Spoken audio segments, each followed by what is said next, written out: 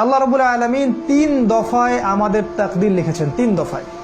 প্রথম দফা হচ্ছে আসমান এবং জমিন। আসমান বলতে আমি বোঝাচ্ছি শুধুমাত্র এই গ্যালাক্সিগুলো নয়, 7টা আসমানে যত কোটি কোটি গ্যালাক্সিস আছে, সমস্ত গ্যালাক্সিস, আসমান এবং জমিন সৃষ্টির 50,000 বছর পূর্বেই আল্লাহ রাব্বুল আলামিন লাউহে মাহফুজ সৃষ্টি করেছেন এবং কলম সৃষ্টি করেছেন এবং কলমকে বলেছেন উকতুব।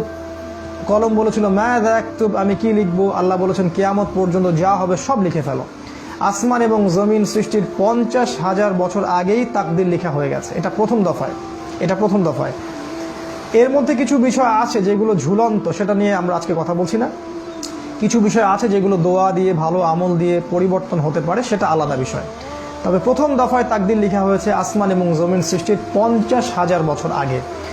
দ্বিতীয় দফায় তাকদীর লেখা হয়েছে প্রত্যেক আদম সন্তান যখন মায়ের গর্ভে থাকে, যখন তার বয়স হয় 4 মাস 10 দিন বা 120 দিন বা 4 মাস, যখন তার ভ্রূণের বয়স হয় এবং সেটা আলাকা থেকে মুদগা এবং একটা শেপের মধ্যে চলে আসে, আল্লাহ রাব্বুল আলামিনের পক্ষ থেকে ফেরেশতা আসেন, রূহ নিয়ে আসেন এবং সেটাকে ফুঁকে দেন। তারপর থেকেই বাচ্চা পেটের মধ্যে নড়াচড়া শুরু করে। তখন তাকদীরের কিছু অংশ লিখে দেওয়া হয়, তার রিজিক, তার হায়াত, তার বয়স, তার ভাগ্য, সৌভাগ্যমণ্ডিত না দুর্ভাগ্যা, জান্নাতি না জাহান্নামী, এটা লিখে দেওয়া হয় আগেই। এটার জ্ঞান এতই উঁচু লেভেলের যেটা আমাদের এই ছোট্ট জ্ঞান দিয়ে পেনিট্রেট করা সম্ভব নয়।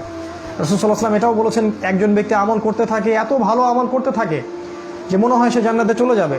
তার এবং জান্নাতের মাঝে 1 বিঘত জায়গা ফাঁকা থাকে, কিন্তু তার তাকদীরের লিখন তার উপরে বিজয়ী হয় এবং সে জাহান্নামীদের মতো কাজ করা শুরু করে দেয় এবং শেষমেশ সে জাহান্নামে পতিত হয়। আবার কোনো ব্যক্তি জাহান্নামীদের মতো কাজ করতে থাকে, করতে করতে করতে করতে মনে হয় যে তার এবং জাহান্নামের মাঝখানে 1 বিঘত জায়গা ফাঁকা আছে, কিন্তু তাকদীরের লিখা তার উপর বিজয়ী হয় এবং সে আবার ভালো কাজ করতে থাকে। এক পর্যায়ে আল্লাহ পাক তাকে জান্নাতে প্রবেশ করেন।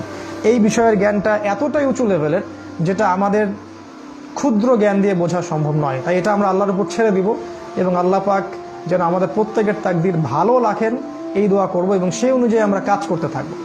কারণ ওয়ালাইসা লিল ইনসান ইল্লা মা সাআ, আল্লাহ পাক বলেছেন মানুষ তার চেষ্টার বাইরে কিছুই পাবে না। এই দ্বিতীয় দফায় তাকদীর লেখার পর তৃতীয় দফায় তাকদীর লেখা হয় এই লাইলাতুল কদরে, অর্থাৎ 1 বছর এই পৃথিবীতে কি হতে যাচ্ছে, প্রত্যেকটা আদম সন্তান, জিন, ইনসান, মাকলুক, দেশ, সমাজ, কার কি হবে না হবে, আল্লাহ রাব্বুল আলামিন প্রত্যেকটা বিষয় 1 বছরের বাজেট এই রাত্রে নামিয়ে দেন এবং ফেরেশতাদেরকে সেটা জানিয়ে দেন। তারা সেটা নিয়ে পৃথিবীতে নেমে আসেন। এই জন্য এই রাত যদি আমরা পেয়ে যাই বা এই রাত পাওয়ার চেষ্টা যখন আমরা করতে থাকবো, তখন এই তাকদীরের ভালো বিষয়গুলো আল্লাহর কাছে চেয়ে নিতে হবে এবং খারাপ বিষয়গুলো থেকে আল্লাহ পাকের কাছে আশ্রয় চাইতে হবে।